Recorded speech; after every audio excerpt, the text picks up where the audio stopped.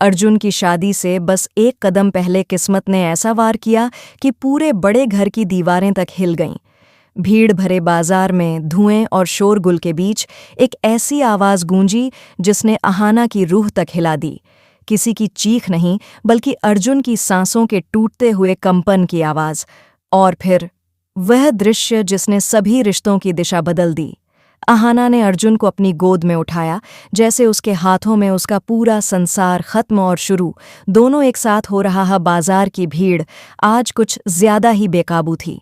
हवा में उड़ती धूल, दुकानदारों की चिल्लाहट, पटाखों की दूर से आती आवाजें, ये सब मिलकर एक अजीब सा शोर पैदा कर रही थीं। लेकिन इस शोर के बीच अहाना के कानों में सिर्फ एक ही आवाज गूंज रही थी, अर्जुन की आवाज। वह आखिरी बातचीत जो कुछ देर पहले हुई थी, जिसने उसके दिल को अंदर से तोड़ दिया था। अहाना, मेरी शादी होने वाली है। अर्जुन के शब्द अब भी उसकी आत्मा में दर्द की तरह चुभ रहे थे। ठीक है, आपको क्या लगा, बस आप ही आगे बढ़ सकते हैं, ये उसने कहा था।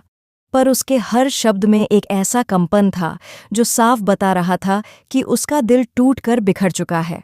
पर उसने सब छिपाया, अपने आंसुओं को, अपनी कमजोरी को, सबको। अहाना दूर चली गई थी, पर उसके कदम जैसे खुद उससे सवाल कर रहे थे। क्या वह सच में अर्जुन से दूर जा सकती थी? क्या वह उसे किसी और के साथ देख पाएगी? शायद नहीं। लेकिन मजबूरी और अहंकार ने उनके बीच एक ऐसी दीवार खड़ी कर दी थी जिसे कोई भी तोड़ने को तैयार नहीं था। उधर अर्जुन भी अंदर ही अंदर उबल रहा था। वह किसी और से शादी कर रही है, ये बात उसके दिमाग में हथौड़े की तरह बज रही थी।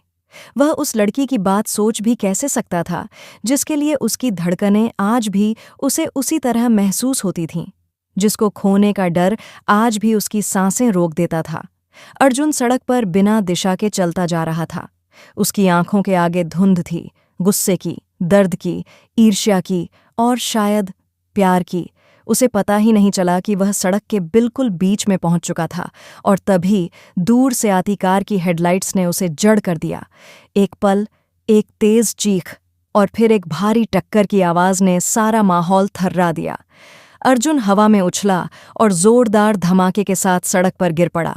उसके कपड़े खून से लाल हो चुके थे। सड़क पर खलबली मच गई, लोग दौड़ पड़े।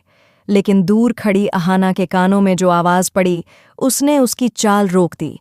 टायरों की चीख और लोगों की घबराहट। उसका दिल आखिरी बार जोर से धड़का, जैसे उसे किसी अनहोनी का आभास हो गया हो। वह पलटी और उसकी नजरें वहीं थम गईं।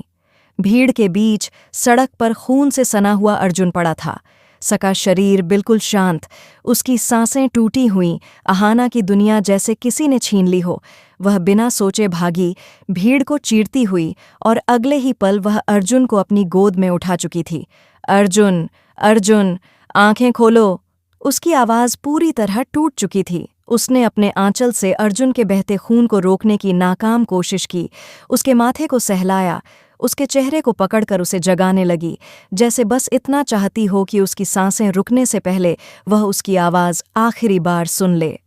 उसकी आंखों के आंसू अर्जुन के चेहरे पर गिर रहे थे और भीड़ चुप हो गई थी, मानो आसपास की दुनिया थम गई हो और सिर्फ दो दिल लड़ रहे हों, एक जिंदगी के लिए, एक उस जिंदगी को बचाने के लिए। कुछ लोग धीरे से बोले, जल्दी करो, अस्पताल ले जाओ। पर अहाना के कानों में सिर्फ अपने दिल का डर सुनाई दे रहा था। कहीं देर न हो जाए, कहीं वह उसे हमेशा के लिए खो न दे। अस्पताल जाते समय उसने अर्जुन का हाथ कस कर पकड़ लिया, जैसे कह रही हो, तुम मुझसे दूर नहीं जाओगे, कभी नहीं। इस हादसे ने सिर्फ अर्जुन का नहीं, बल्कि अहाना के दिल का भी एक हिस्सा तोड़ दिया था। पर यह सिर्फ शुरुआत थी, क्योंकि आगे क्या होने वाला था वह पूरे बड़े घर की तस्वीर बदलने वाला था। अस्पताल के गलियारों में भागती हुई अहाना की सांसें तेज थीं। उसकी बाहों में अब भी अर्जुन की गर्माहट थी, पर उसकी आंखों के सामने वही खून से सना चेहरा घूम रहा था, जैसे हर पल उसे याद दिला रहा हो कि वह कितना करीब था उससे हमेशा के लिए दूर जाने के। डॉक्टरों ने अर्जुन को स्ट्रेचर पर डालकर तुरंत अंदर ले लिया, और अहाना वहीं दरवाजे के बाहर रुक गई, टूट कर, बिखर कर, लेकिन फिर भी संभल कर खड़ी।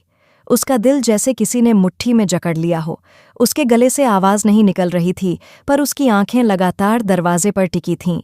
कुछ मिनटों बाद कांपते हाथों से उसने दुर्गा देवी को फोन किया। माँ जी, अर्जुन, हादसा हो गया है। उसके शब्द टूट रहे थे और ये पहली बार था जब उसकी आवाज में अपनी नहीं, किसी और की चिंता साफ सुनाई दे रही थी। कुछ ही देर में पूरा परिवार अस्पताल पहुंच गया। दुर्गा देवी, पोल्टू, मिली, पीसी मुनि, सभी।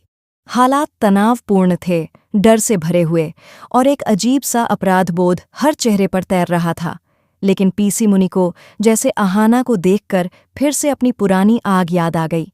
देखा, मैंने पहले ही कहा था, जब से ये लड़की घर में आई है हमारे छोटू पर संकट ही संकट है। उनकी आवाज पूरे कॉरिडोर में गूंज गई। अहाना ने कुछ नहीं कहा, उसका सिर झुका हुआ था। उसके दिल में सिर्फ अर्जुन था। कोई आरोप, कोई दोष, कोई आवाज उसे छू भी नहीं पा रही थी। पर इस बार दुर्गा देवी चुप थीं। उनकी आंखों ने कुछ ऐसा देखा था जिसे शायद उन्होंने पहले कभी नहीं देखा। अहाना की आंखों में छुपी सच्चाई, प्यार और डर। वह समझ रही थीं कि हादसा किसी की गलती नहीं, बल्कि उनके घर में फैले अहंकार और गलतफहमियों का नतीजा था। काफी देर बाद डॉक्टर बाहर आए।